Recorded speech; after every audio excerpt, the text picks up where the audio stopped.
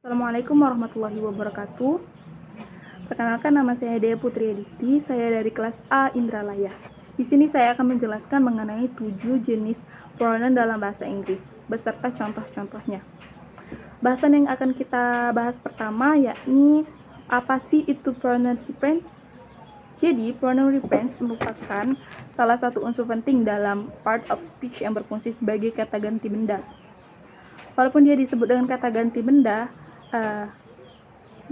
namun dia bisa menggantikan kata orang, hewan, ataupun benda. Tidak hanya untuk benda, jadi dia bisa menggantikan orang ataupun hewan. Tidak hanya itu juga, pronoun itu penting adanya guna menghindari repetisi kata di sebuah kalimat. Misalnya, kata dari ibu dalam bahasa Indonesia itu kata gantinya dia. Nah, jadi dalam bahasa Inggris, ibu itu menjadi si kata gantinya. Dia perempuan. Nah, jika telah menggunakan si, dia tidak akan lagi kata ibu tidak akan lagi berulang.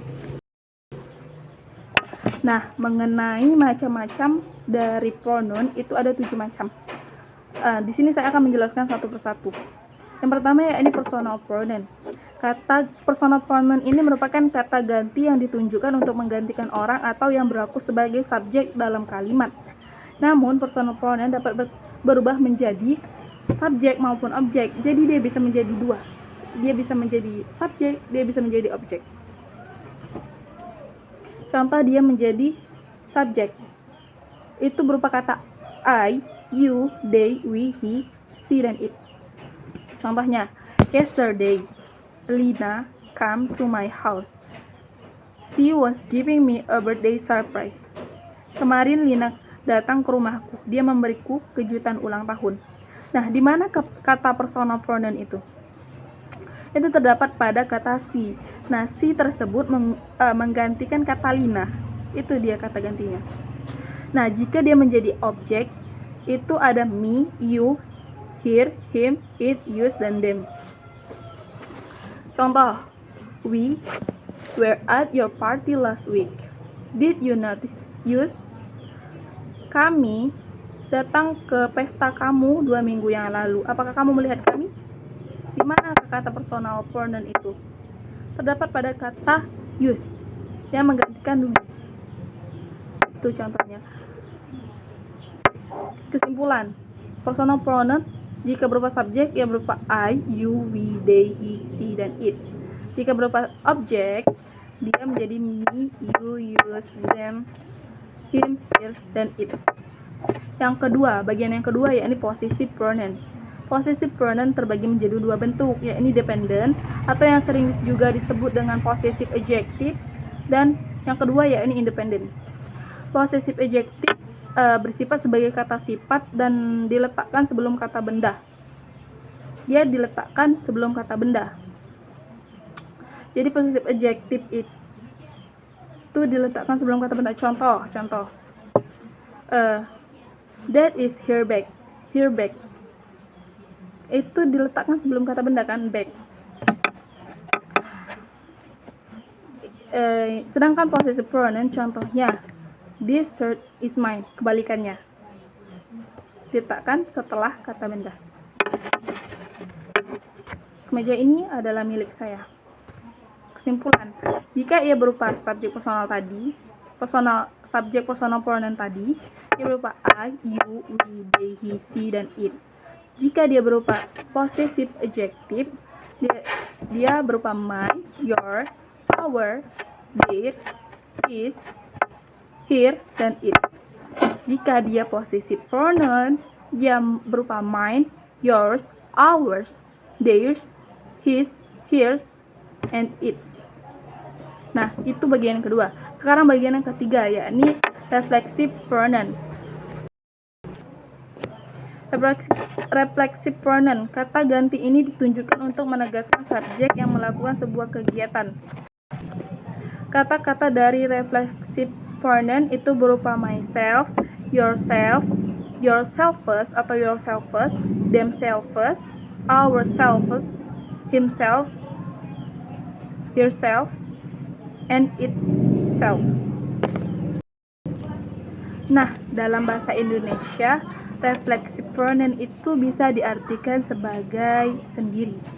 Contoh, yang pertama yakni they will do the job themselves first.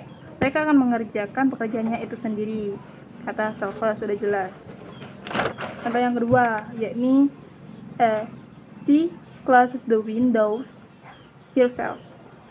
Dia menutup jendelanya sendiri, herself. Contoh yang lain, I do it myself. Saya melakukannya sendiri. Tuh, itu kata-kata dari reflexive pronoun.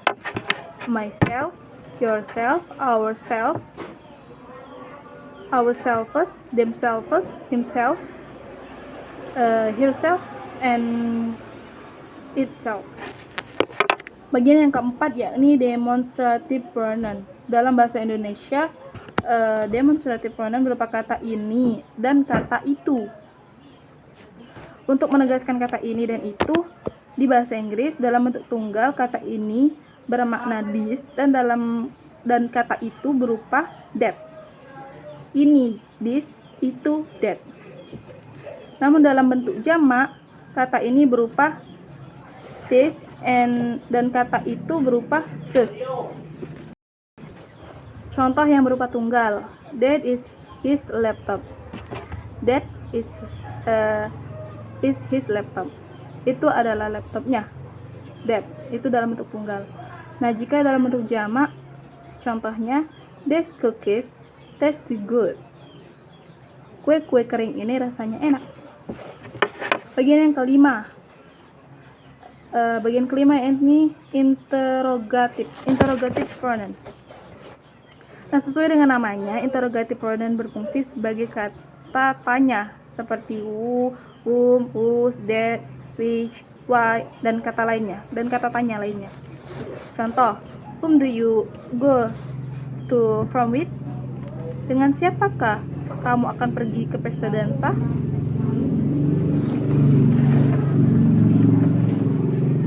Jadi kata tanyanya itu whom.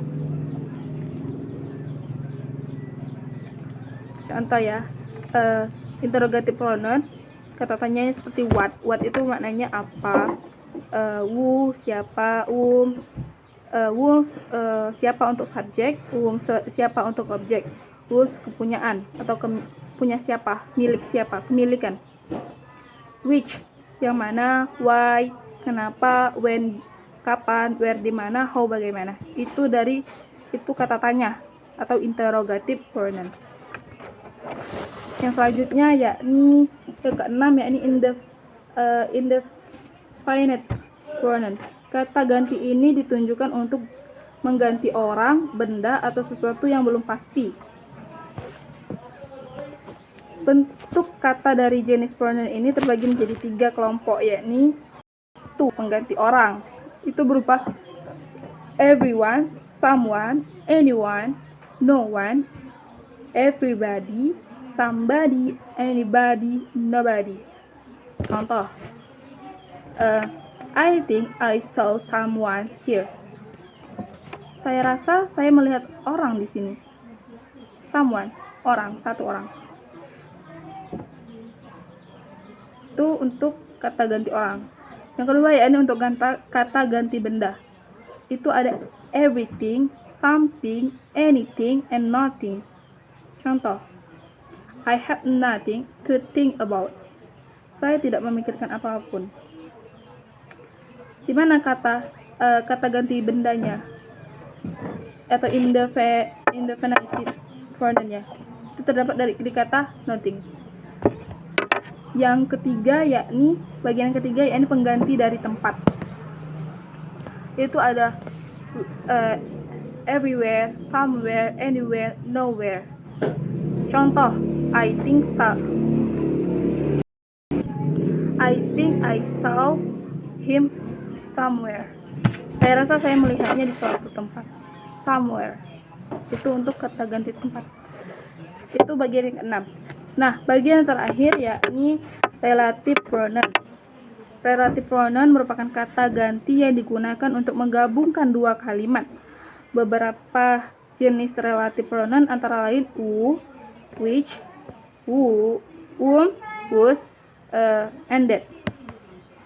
Nah, walaupun kebanyakan contohnya merupakan kata tanya, namun kata ganti di sini tidak berfungsi untuk membentuk kalimat tanya.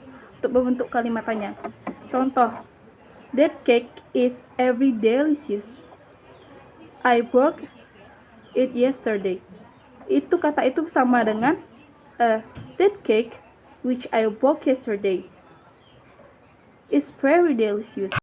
Nah, kata itu sama. Namun kata which tersebut tidak berfungsi untuk sebagai kalimat tanya. Begitu. Nah, meskipun kata-katanya berbeda, namun ia sama dalam menjelaskan bahwa itu kue yang saya beli kemarin, rasanya sangat enak. Nah, jadi gitulah ketujuh kalimat pronoun reference. Terima kasih. Itulah penjelasan dari saya. Saya ucapkan terima kasih dan wassalamualaikum warahmatullahi wabarakatuh. Thank you.